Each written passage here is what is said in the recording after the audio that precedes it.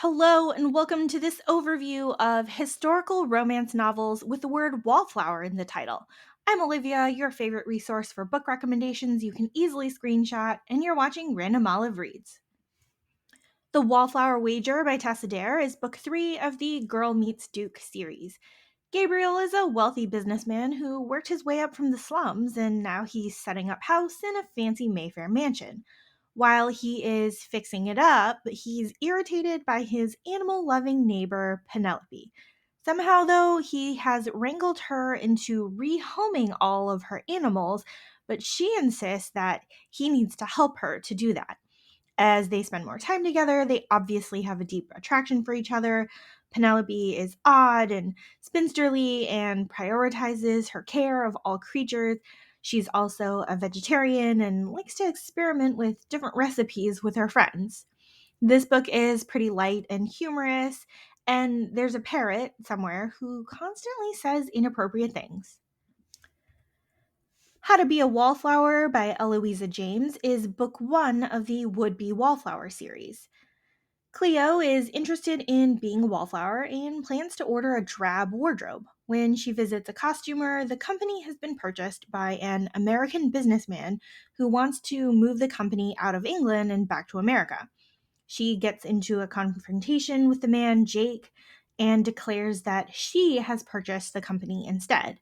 So these two start a competition, and then they kind of strike a bargain, and then he starts to court her for real. Definitely a case of him falling first and changing all of his plans while trying to break down her defenses with her late mother's fickle behavior, her previous fortune hunting fiance, trying to get her to trust him.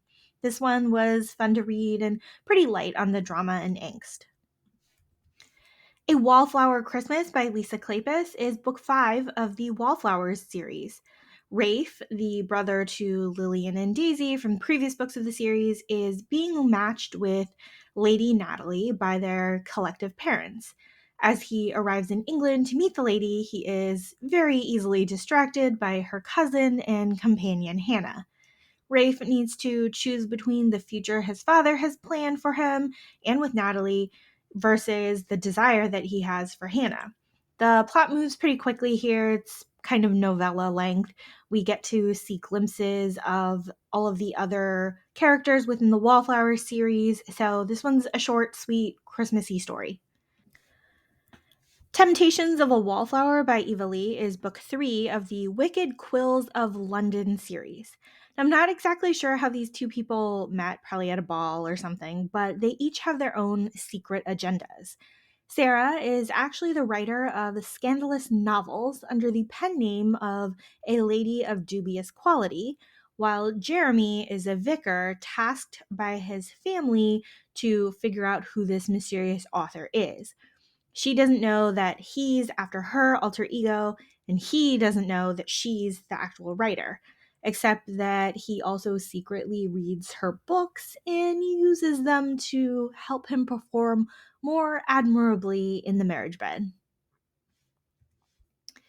How the Wallflower Was Won by Eva Lee is book 2 of the Last Chance Scoundrels series.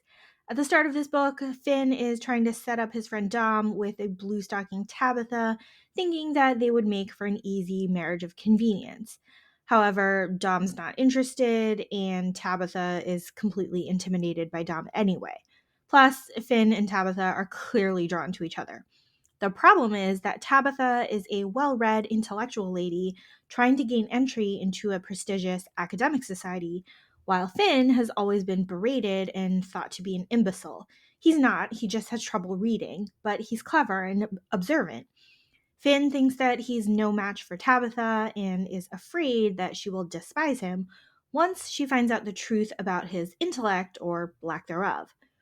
Tabitha is also wary of emotional entanglements because of a hurtful experience in her past, but she's slowly opening up to Finn. These two are deeply guarded with their feelings and with each other, but it's plain to everyone else that they adore each other. I especially loved how supportive Finn was of Tabitha and that he respected her opinions and her knowledge. Wicked and the Wallflower by Sarah MacLean is book 1 of the Bare Knuckle Bastard series.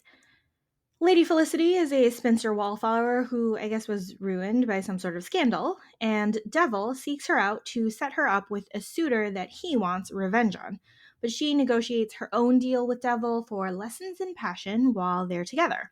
Honestly, I don't remember much about this story aside from Devil having some smuggling operation related to shipping ice, and that Felicity is really, really good at picking locks. The overall premise of the Bare Knuckle Bastards series is really interesting, though, with four children of a duke being born on the same day and then seeing where they've all ended up as adults. Diary of an Accidental Wallflower by Jennifer McQuiston is book one of the Seduction Diaries series. Claire is a Viscount's daughter who is hoping to make a match with a Duke's heir this season, but an accidental turn of her ankle sets her on the wallflower line at a ball. She catches the attention of a young doctor named Daniel, who is mostly just curious about her shuffling and limping. It's clear from the start that they're totally mismatched in terms of social status, but that doesn't stop the attraction from developing as Daniel treats Claire's ankle over time. Daniel is also very good at managing Claire's rambunctious younger siblings. It was nice to see the social climbing Claire realize that her friends are horrible villains. She doesn't really have a chance with the Duke's heir, and that Daniel is a kind, respectable, honorable man who is deserving of real love and affection. How to Win a Wallflower by Samara Parrish is book three of the Rebels with a Cause series. We have our Duke's sister, Charlotte, who's the younger sister of the main guy from book two, and she's in her fourth season and uninterested in any suitors. She mostly spends her time helping her brother's political causes and charitable causes. Charlotte is the ultimate do-gooder social butterfly. Also, she's not actually the wallflower in this story. The wallflower is our guy John, who is Charlotte's brother's friend, who has spent the past 10 years away from the London scene, working on various scientific inventions in the woods. He's back in town though because his older brother died, leaving him as the new Viscount and in a whole lot of debt. John needs to figure out a way to pay off all these debts so that he can go back to his solitary lifestyle in a cabin in the woods. Charlotte has had a crush on John for years and years, so she decides to help him with his debt problem. They need to work together and get closer, even though our dear brother Duke has already warned each person away from the other one. We'll see how that actually turns out. And finally, The Wicked Wallflower by Tracy Sumner is book three of the Duchess Society series. Pippa, who is a Duke's sister, has an unhealthy attraction to her brother's friend Xander, who is an ex-smuggler and a rogue. After running into each other enough times, they finally give in to the attraction, even though Xander is working through his feelings of not being worthy and swearing off love.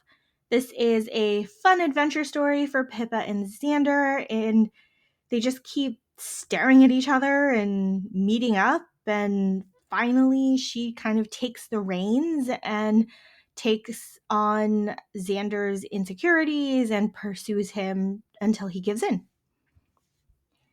Thank you so much for watching this video. Links to all of these books are in the description box. Like and subscribe so you don't miss future videos, and you can follow me on Instagram at randomolive.